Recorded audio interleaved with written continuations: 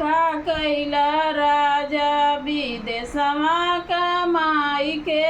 का कैला राजा विदेशवा कमाई के का कैला राजा विदेशवा कमाई के का कैला राजा विदेशवा कमाई के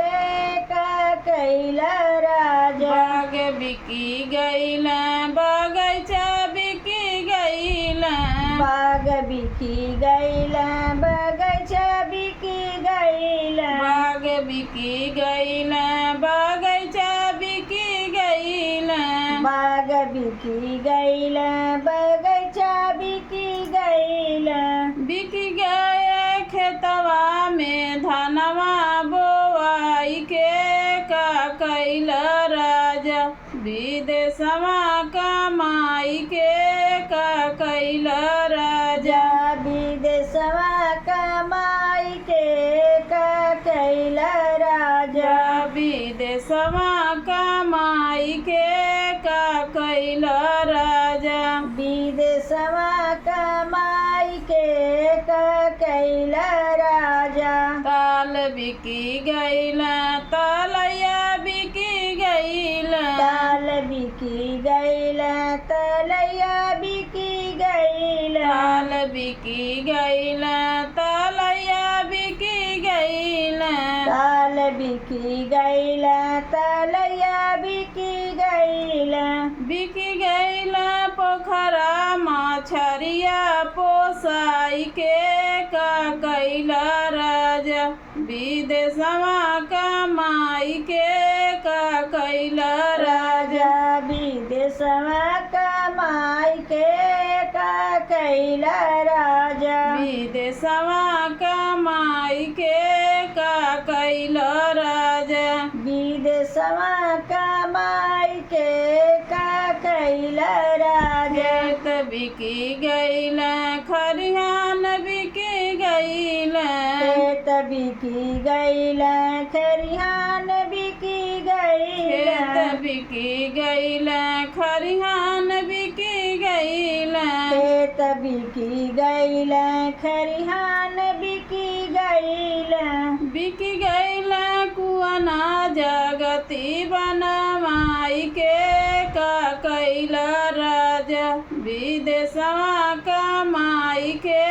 का कैल राजा विदेशवा कमाई के का कैल राजा विदेशवा कमाई के का कैल राजा विदेशवा कमाई के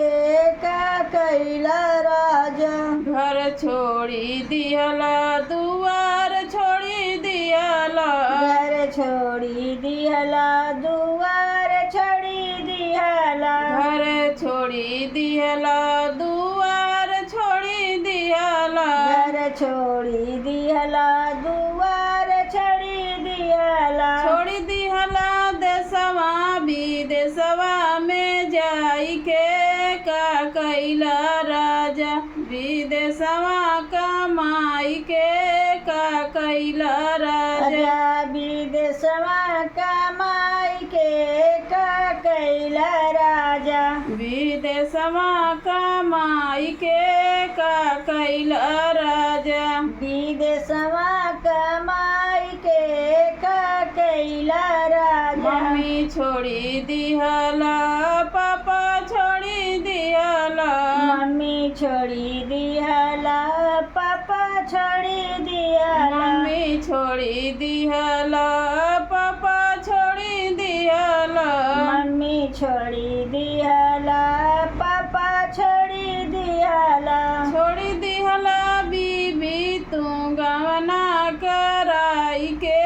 का कैल राजा विदेशवा कमाई के का कैल राजा विदेशवा कमाई के का कैल राजा विदेशवा कमाई के का कैल राजा विदेशवा कमाई के का कैल राजा छोड़ा विदेश रहा घर झोपड़ी में कमाई के का कैल राजा विदेशवा कमाई के का कैल राजा विदेशवा कमाई के का कैल राजा विदेशवा कमाई के का कैल राजा विदेशवा कमाई के का कैल राजा। अगर आप लोगों को ये गीत पसंद आया हो तो लाइक कीजिएगा, सब्सक्राइब कीजिएगा और चैनल पर नए हैं तो सब्सक्राइब जरूर कर लीजिएगा और आप लोग सपोर्ट कीजिएगा और कमेंट करके बताइएगा कि ये गीत आप लोगों को कैसा लगा। जय माता दी।